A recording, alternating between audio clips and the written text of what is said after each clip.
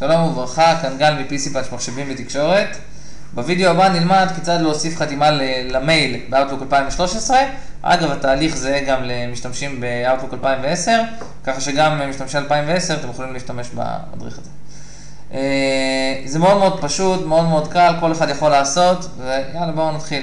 נפתח את האוטלוק, ניגש לקובץ, אפשרויות, דואר, חתימות. פה אנחנו מקבלים את החלון הבא, נקיש על חדש, אפשר לקרוא לזה בכל שם שרוצים, רק בשביל לזהות את החתימה.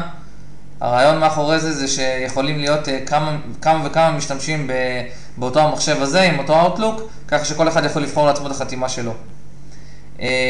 אז ככה, יצרנו פרופיל של חתימה, ואנחנו יכולים, יש לנו שתי אפשרויות, או ליצור חתימה של טקסט, או ליצור חתימה של תמונה, או שניהם ביחד.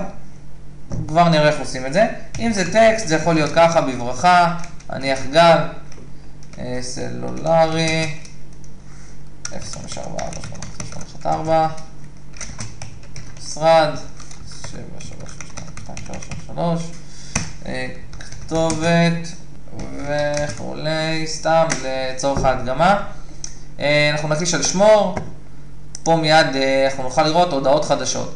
עכשיו אנחנו רוצים שהחתימה הזאת תיפתח לנו רק עם הודעות חדשות, ואפשר גם שהחתימה הזאת תהיה בגוף ההודעה, גם כשאנחנו משיבים לדואר וגם כשאנחנו מעבירים דואר. האפשרות הזאת קיימת פה, אנחנו נבחר בחתימה שלנו, נעשה עוד פעם שמור, אישור ודואר אלקטרוני חדש, נוכל לראות כבר את החתימה בגוף ההודעה. עכשיו ישנה עוד אפשרות. ניגש לקובץ חזרה, אפשרויות, דואר, חתימות.